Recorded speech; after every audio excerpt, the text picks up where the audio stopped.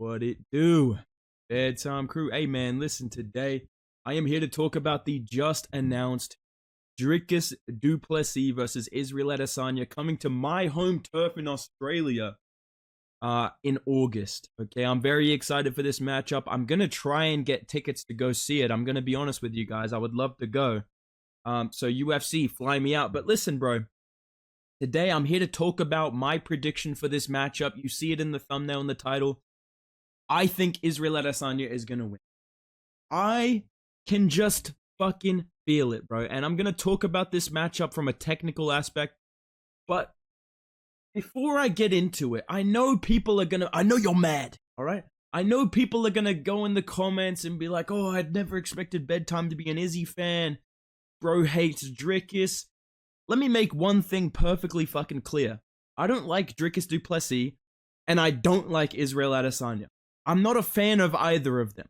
I like watching both of them fight, but I'm not rooting for Israel Adesanya. I don't want to hear this fucking guy get on the mic and be like, I showed him his blood to show him where he's really from, and you guys know where I'm from.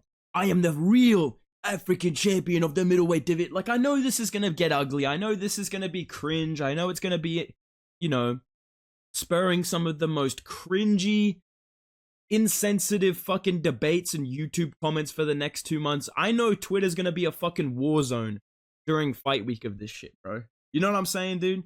I'm gonna be very entertained by it. I'm not saying I don't want to see that. I'm gonna be very entertained. But my point is, before you make a fucking, you think that I'm biased, I don't like Dricus. I don't like either of these fuckers.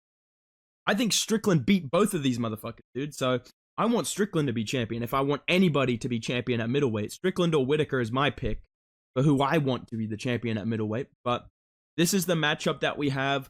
Some people feel like Israel Adesanya doesn't deserve it. All I'm going to say is if Cheeto fucking Vera can get a title shot, I have no problem with Izzy getting one. At least he won a belt. At least he's beat a fucking top 5 contender in his career. You know what I'm saying? Like, fuck, dude. This fucking guy. But yeah, in terms of the matchup, like I said in the thumbnail, like I said in the title, I am picking Israel Adesanya.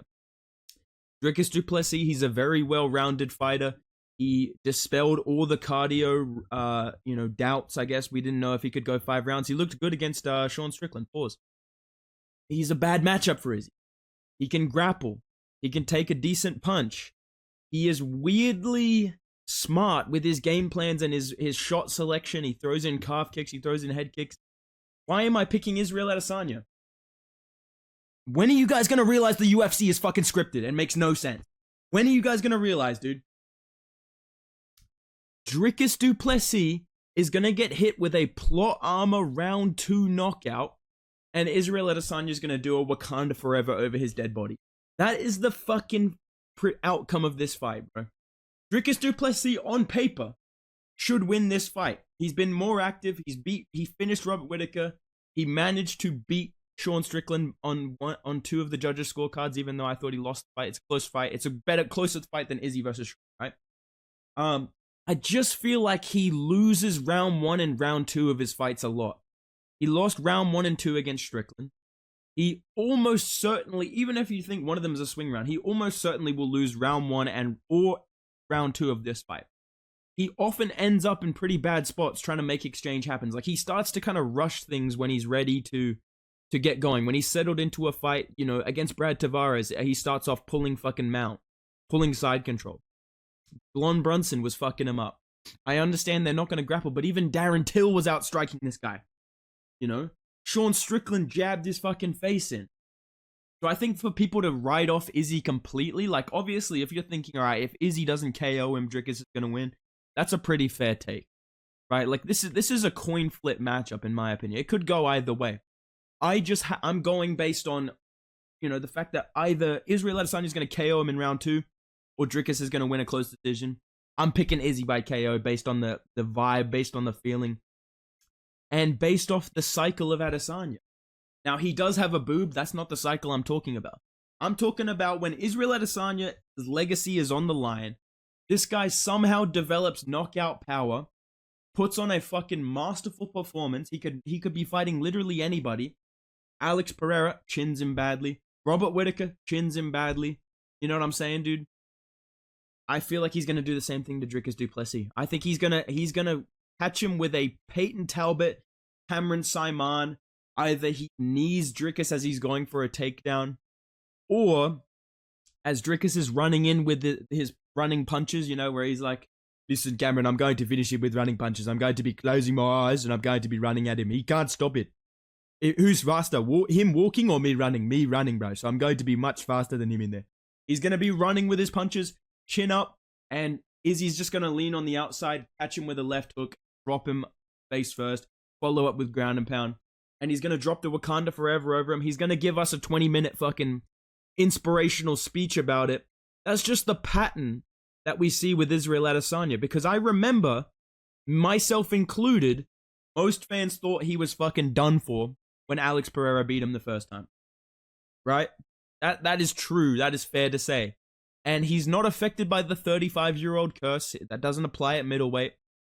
He has taken an appropriate amount of time off after the Strickland fight, where you can make the assumption based on training footage and just based on things that you hear out of his camp that he has been improving his grappling. He has been working on bulking up a little bit, maybe adding some power. And I just feel like you're seeing the boob, you're seeing the training footage, you're seeing the anime posts. This guy's going to come back and fluke a KO. That's genuinely what it comes down to. Give me Israel Adesanya, round 2, check hook, as Dricus is running in, and just drops him face first, follows up with ground and pound. That's the end of it. Gets on the mic. He said we were talking about race this and race that. Well, now I erased him. And listen, there's no bad blood. There's only African blood in this cage. This is my brother right here. And he like turns face. I think Izzy will try and kind of squash the beef after the fight. Either that or he's going to be so disrespectful. Because I saw bro tweet out some fucking crazy shit on Twitter. I'm not going to say what it is, but you guys saw it. And the last thing I'll say about this matchup before I talk about the other fight that got announced for UFC 305, part of the Israel Adesanya cycle, he's going to come back. They're going to have a heated fucking build-up where people are being like, you know what, dude, Izzy looks nervous. Dricus is going to KO him. Izzy randomly flatline KOs this guy. Best performance in years, right? Crazy post-fight promo. People are dropping edits left, right, and center. Next fight against Sean Strickland immediately goes to a split decision. Immediately, this next guy's fight will just be him jabbing and leg kicking at range. Is that not facts, dude? Is that not facts that he will fucking somehow flatline KO Dricus and then go to a split decision against Sean Strickland in a rematch? That's true. That's a real thing. That's gonna happen. That's true. That happened. I already know that's in the script. So that's my prediction for Israel Adesanya versus Dricus du Plessis. Again, I'm very excited for this matchup. I'm excited for the build-up. It's gonna be amazing to watch. All right, dude. All I can say is UFC, please send me to this event. Please send me to this event, bro. And I will fucking interview Izzy. I will interview Dricus. All right. And I will try and get gaslit by Dricus. I will get cringed out by Izzy. Whatever you guys want me to do, I will go and fucking, be a part of this card because I'm excited for it. I hope I can get tickets. Yeah, it's a big matchup. The other fight that got announced for 305 before I end the video, I am back, guys. I'm going to be taking on Kai Kara France, my mortal enemy at a City Kickboxing. Now, people that know the bedtime lore, you know that we sparred back in the day. We went to war. Blood, I walked in the gym and Israel Adesanya saw, hey, you're that guy that said that I'm the most boring fighter in the middleweight division. Hey, you called me gay, didn't you? You made fun of my nails and my dog. Hey, Blood, get him. Blood Diamond came at me. I fucking double-legged him, took him out. Kai, take him out of here. Kai Kara France comes in, we threw down, right? I didn't talk about what happened in that training session, but I will say this. I'm picking Erceg by decision. I'm pretty confident that Steve Erceg can win this fight with his boxing, his range. He's a big flyweight. But this is actually a pretty tough matchup for Steve Erceg. I think a lot of people really underrate Kai Kara France because, I don't know, for whatever reason, he kind of became a disliked figure after the Manel Cup beef. Even though Manel Cup has proven to be a way bigger pullout merchant.